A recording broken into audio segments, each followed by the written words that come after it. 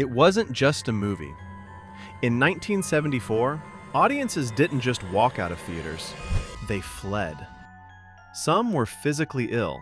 Others called the police, convinced they had just watched a snuff film smuggled out of the Deep South. There was no polished lighting, no movie star smiles, just sweat, rust, and a stench of death that seemed to permeate the screen. But what happened behind the camera was often more disturbing than the film itself. Tonight, we uncover the untold truth of the film that changed horror forever. We're peeling back the skin of a masterpiece to reveal the trauma, the madness, and the marketing lie that blurred the line between fiction and reality. Part 1. The biggest lie in cinema. The film you are about to see is a transcription of the tragedy which befell a group of 5 youths. That opening crawl is legendary. Director Tobe Hooper knew the scariest thing you can tell an audience is that this actually happened. The untold truth? It didn't. The film was inspired by Ed Gein, the Plainfield Ghoul. But Gein lived in Wisconsin, not Texas. He didn't have a family of cannibals, and he certainly didn't hunt people with a chainsaw. He was a quiet, lonely man who raided graveyards. Hooper used Gein's name to anchor the film in reality, but the true inspiration was much more mundane. Hooper was stuck in a crowded hardware store, frustrated by the holiday rush, when his eyes landed on a display of chainsaws. He thought, if I started that up, I could get out of here in 5 seconds. The true story label wasn't a report. It was a weapon used against the audience's psyche. Part 2. The 100-degree hellscape. If the actors look miserable on screen, it's because they were. The film was shot in the middle of a Texas heat wave. Temperatures inside the Leatherface house frequently soared past 110 degrees Fahrenheit, 43 degrees Celsius. Factor the reality. Wardrobe. Actors wore the same polyester clothes for weeks. They couldn't be washed because they would look different on film. The smell. The house was filled with real rotting animal carcasses and bones from local slaughterhouses. The air.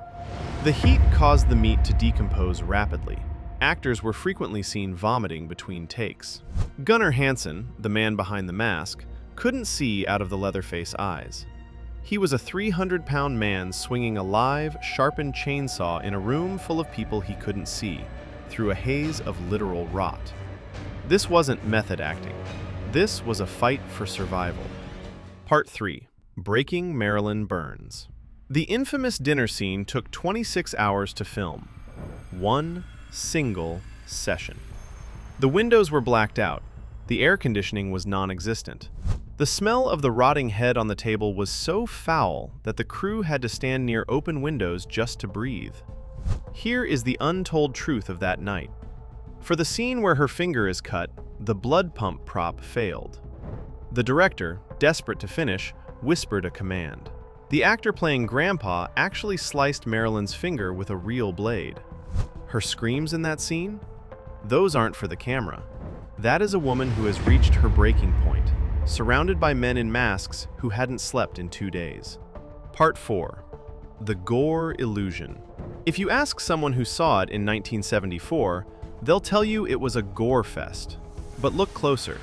The untold truth is that there is almost no blood in the entire movie. Hooper was a master of the psychological edit. The meat hook? You never see it enter the skin. The chainsaw? You never see it cut a limb. The hammer? It's all sound effects and quick cuts. Hooper wanted a PG rating. He thought that by hiding the violence, the censors would let him through. Instead, he created something worse. He forced your brain to finish the image. Your imagination is a far more sadistic director than Tobe Hooper ever was. Part 5. The human monster. Why does Leatherface still haunt us while other slashers feel like cartoons? Because he's a worker. He's not a ghost. He's not immortal. He's a man who is terrified of his own family. When he kills the intruders, he isn't gloating. He's panicking. He's pace running, putting his hands to his head, wondering why these people keep coming into his house. He represents the death of the American dream, the industrial worker left behind by society turning into something feral. He isn't a monster from a nightmare. He's the monster next door. The Linger. 50 years later, the Saw is still running. The film remains a masterpiece because it feels like it shouldn't exist. It feels like a cursed artifact found in an attic. It reminds us that horror isn't about how much blood you can spill.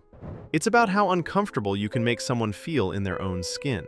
If you're brave enough to look behind the curtain of more legendary films, subscribe to Untold Truth.